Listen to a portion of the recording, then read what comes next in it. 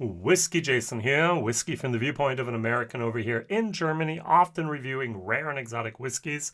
I have the new Signature Series 2024 from Scapa, the 10-year-old, 48% ABV. The 16-year-old, 48% ABV. Both of these non-chilled filtered, but all three of these have artificial coloring. And we have the 21-year-old, which is in cask strength. That makes it very, very special. We have 52.9% ABV. All right, over here we have whiskey base number 262706. Over here we have 261639. And over here we have 263909. All right, so we have a recommended retail price of 60 euros, 120 euros, and 300 euros. Now, my question of the day is going to be, what should a 10-year-old, a 16-year-old, and a 21-year-old single malt cost today in 2025? All right, I'm not really sure, but I think the prices here of the Scapa are a little bit over the top. All right, so what I'm going to do is I'm going to just hide these bottles so I can leave these boxes here. My German video, I put them in front. It just didn't look right. So you can actually see the 10, the 16, and the 21. Let's say Jason has a little bit of an idea of how to make his screen look a tiny little bit better. All right, so Scapa is a unique distillery. It's on Orkney, just like Highland Park is also on Orkney. It belongs to Pernod Ricard. So the company Pernod Ricard has their own division in Scotland called Jevis Brothers. And they control about 23% of the Scotch whiskey market in volume. Just as a comparison, Diageo controls about 40%. So between the two of them, they have 63% of the market in Germany, in Scotch that they actually produce and export. Pernod Ricard does not own a facility, a distillery that makes peated whiskey. Not yet. So this box is a little bit of a different type of system. These are just normal boxes. You have to actually pull this out, not let it drop in any way. So I'm just going to put this on top here. And then you have to pull out this. Look at that little lip there. That is kind of cool, isn't it? So you just shove it in there. I've seen things you shove in, but nothing with a lip. I like that. That's very, very, very well done. All of these boxes are basically paper, cardboard. You can recycle them. That's very, very good. You pull out the bottle. You have that little inlay in there. And, oops, I want to keep the, so I want to keep the boxes and get rid of the bottles here in this case. So I can do that. So I'm not really sure if that box would be great to do. If I pour myself a 2cl pour each time, that's going to means I'm going to open up this box 35 times minimum. I'm not really sure if that's going to hold up to that type of wear and tear, but who knows. Like the bottle design. Everyone sees that boat here, right? You see the boat here. You see the boat on the boxes. Did you know Scapa just means boat in Nordic? I did not know that. I learned something new. Now, let's put a tiny little bit more. Now, Scapa, they've had a no age statement range for 6 years, 7 years. Before that, they had a couple age-stated products. They have been not the best distillery for us whiskey geeks. But now we have something. 48%. Yay! Non-chilled filtered. It even says so on the box. But what it doesn't say on the bottle is non-chilled filtered. I think that's a little bit of a shame here. The bottles, please, Pernod Ricard, Chivas Legal, put that on the bottle, because many people just discard the boxes today and you just have the bottle one. So I think the bottle's nice. It's a nice little, it's a great little form here. They're doing good jobs. I don't know. It's the glass has a certain flair. Let's use that word here. I like that. So on the nose, we're just going to try these and compare these.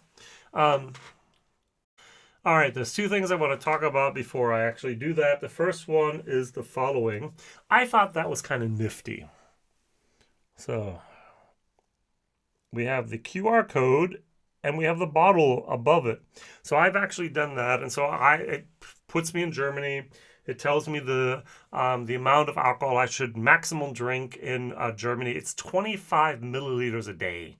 That's a lot of whiskey. All right, so I think, but that's all right. And was it really 25? Well, wait a second here. What did I? So let's see. And I think it was 40 milliliters, wasn't it? Wait a second. I can find this again. All right, so it says here I should be drinking. Yep, 25 milliliters from this product. Okay, good. That's a day. All right, so that's fine. The ingredients are Scotch whiskey. It's a malt distillate, and there is artificial coloring, Zuckerkleur. And there's Nährwert, so which means the nutritional information. So I think it's the European law now that we're going to have that more and more. So that's the first thing. Yay of having QR codes that actually go to this individual product. Well done. And the second thing that I forgot about, I didn't do my research on my German video about Scapa. So Hiram Walker and Sons takes over the distillery in the year 1954. 1955, they install a Lohmann still, and in 1978, the distillery is modernized. But then in 1994, the distillery is mothballed. 1994. So in 1997, production takes place a few months each year using staff from Highland Park. Also very interesting. 2004, extensive refurbishing takes place at a cost of $2.1 million, and that's when they launched the Scapa 14. 2005, production ceases in April, and phase 2 of the refurbishment program starts, and that's when Chevez Brothers become the new owners. So 2005.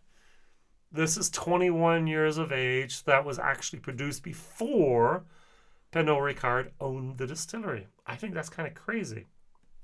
All right, so 2006, there was the distillery, Scapa in 1992, a 14-year-old is launched. 2008, Scapa 16 is launched. 2015, the distillery opens for visitors, and Scapa Skiren is launched. 2016, the peated Ganza is released. I said there's no peat. They do have peat there. And in 2020, the 3 vintages are released, 1977, 79, and 90. And now in 2024, the new core range, 10, 16, and 21-year-olds have been introduced. So that's very interesting that before this was actually distilled there, it should be a little bit different. Wow. On the nose.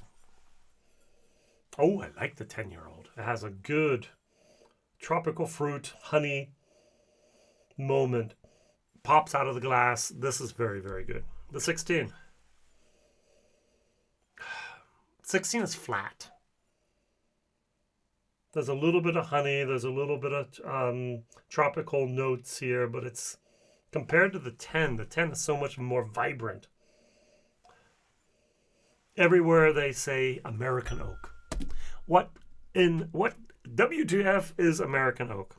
Well, it could be sherry, it could be bourbon, it could be hogsheads, it could be barrels, it could be first fill, second fill, third fill, fourth fill, fifth fill. We don't know. It's just American oak.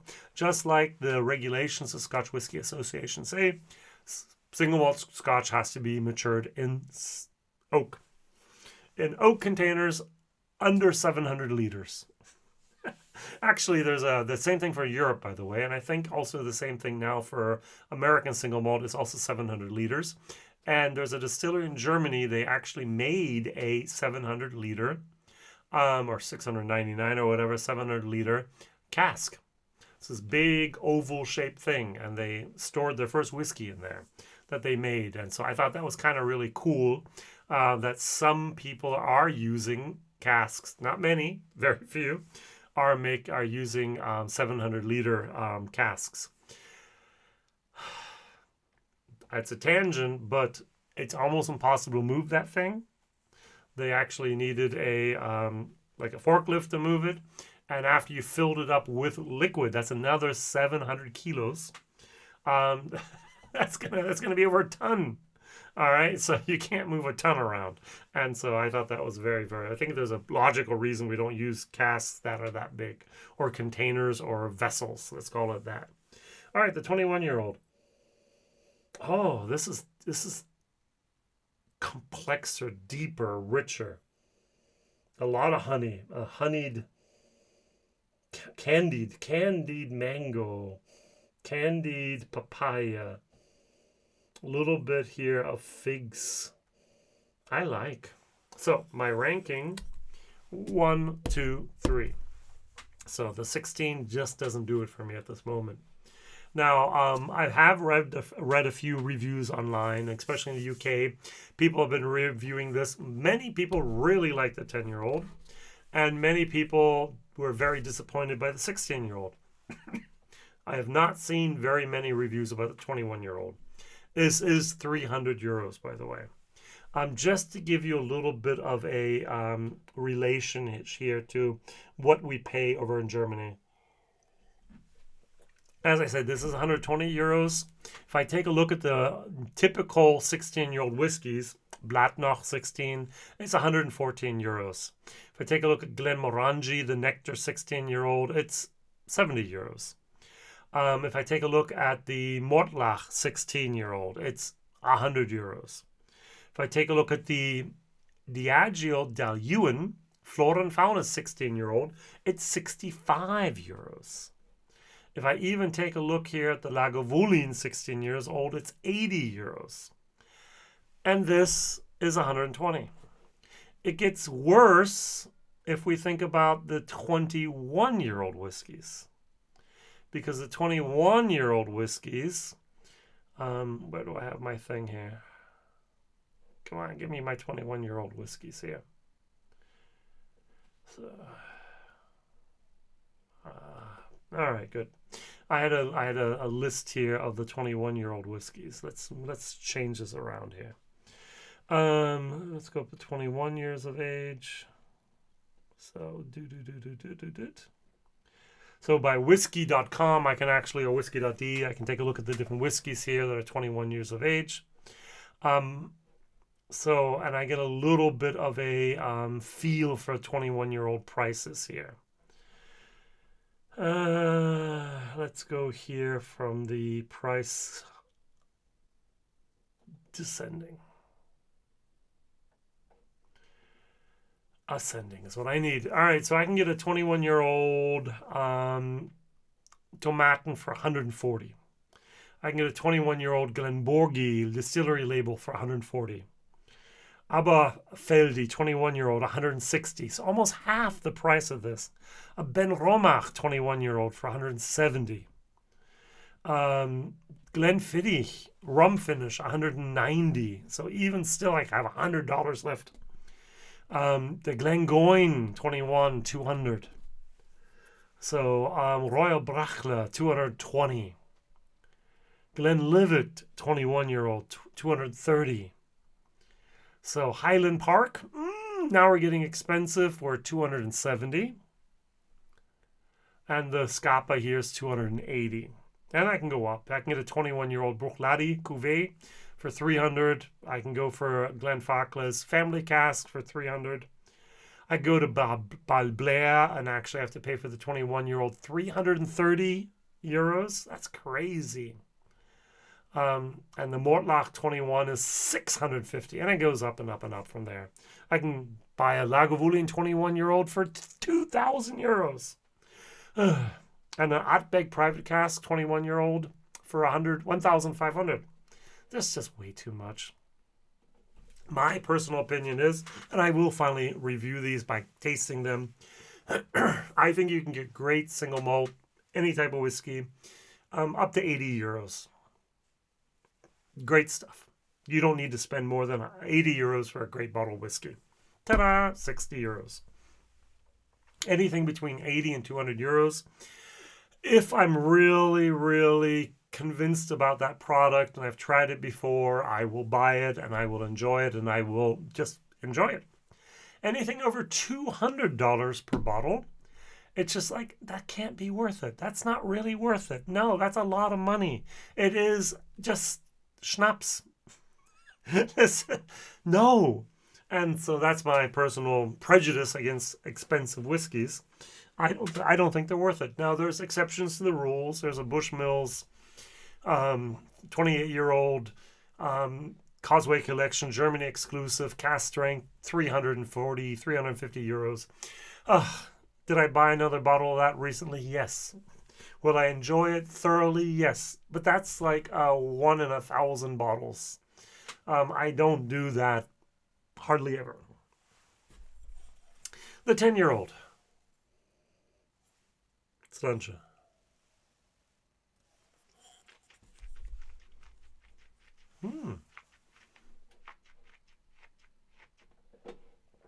That is nice. There's a little bit of heat. It is 48%, but still a little bit of heat. This is not a easy sipper for a beginner. I get grilled pineapple. I get honey. I get tropical fruits. I get a lot of oak spice. I like that whiskey. It's a C+. But Jason, you can give it maybe a B-. Well, a little bit of that heat. Maybe on a good day, I'd give it a B-. All right? Now, if I take something else out and compare it, the normal B- whiskey is like, well, no. And that's my problem here. This is a good C++, maybe a B-. Just in that threshold. Very good. Value for money. C-. I think this should be cheaper. Personal opinion. All right, 10-year-old whiskey. What do you think a 10-year-old single malt should cost? The 16-year-old.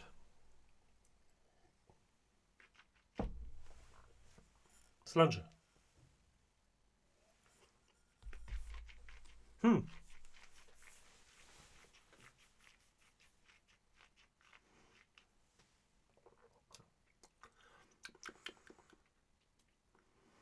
It's weaker. It has more depth, more flavor. This has a little bit of dull old wood and it's a little bit flat. Flatter. It's not flat. I mean, it's a C whiskey. It's not a bad whiskey, but it just doesn't wow me like I would expect for a 120-year-old whiskey. A little bit of oak spice, a little bit of mango. Oh yeah, it says here. Okay. Sitting at the heart of the collection offers ripe mangoes on the nose and a symphony of sweet, spiced, and fruity notes on the palate. The whole time I'm tasting this, it tastes like a good old feta can. I like good old feta cans. They can be very fruity. They can be very tropical. They can be very, very nice. And that's what I'm getting here as well.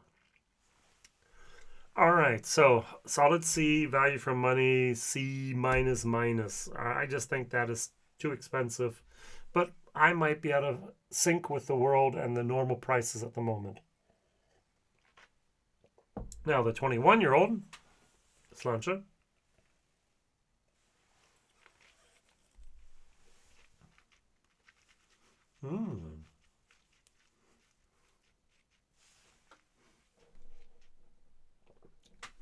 52.9%, a little bit more of a depth, a little bit more complexity, a little bit more of the alcohol. Oh, that has layers. That seems older. Oh, by the way, the 10-year-old seems older than 10. It seems like it's 12, 13, 14 even. And the 16 is just a little flat. I like this the best. This is a B minus, definitely. Oh, just keeps on giving. Coats the mouth. No water has been added. Cask strength Scapa, 16 years, 21 years of age. Oh, very, very nice. Now, my problem is here the price. The flavor experience, this wins, definitely. As I said, B minus, C plus plus, solid C. Nice. But I'm not willing to pay 300 euros or 280 euros for a bottle again. So this actually has a value for money for me of a D plus. Now, I'm not in the habit of buying $300 bottles. Some people are. And some people want this experience of the moment, of the beautiful bottle moment. Is this a 21-year-old? That's the 10. The 16, of course, the last one I grabbed, and here we have the 21-year-old. So they want the beautiful bottle. Maybe I could do this. Hey, look at that. I should have done that earlier. So sometimes I learn, sometimes I don't. Okay, that's actually not a bad idea. All right. So, oh, yeah. Look at that. Okay. Very, very good. And here you have different labels in each one. You can see that and recognize that. Different colors as well. We have the, here we have, is it the darkest, I guess? So there's always this little color fade here. And this is the most in the black, and the 10 is the most in the light blue color. So dark, medium dark, and light blue. So someone actually put thought into the bottles and the design and the color schemes and the boxes and so on. I respect. Very good job there. But it's all about the liquid, isn't it? Buy yourself a Scapa 10. Try the 16 before you buy. And if you're in the market for a very good, I'm not going to use the word excellent, very good 21-year-old cask strength product, and you're looking for something from Scapa, I would go to Gordon MacPhail and buy a bottle there, but they're cheaper. But hey, can you find them? Not always. This is what you're looking for. So if money's not the issue in your life, this is the best tasting Scapa here. So thank you very much for watching, liking, and subscribing. What's your opinion of Scapa? They've been through some tough times with their no-age statements, but I think they're on the right track. If we could just reel in the prices a little bit and keep the prices down to an acceptable level. So instead of 60, we should be around 50. Instead of 120, we should be at 99. And instead of 300, we should be at 200. 199 would be actually where I would love to have it. 199, 99, 49. Those would be the prices I think would be greatest for this product to actually have a wider base of consumers. So what do you think? WhiskyJason here. Thank you very much for commenting, liking, subscribing, telling others. See you real soon. Bye-bye.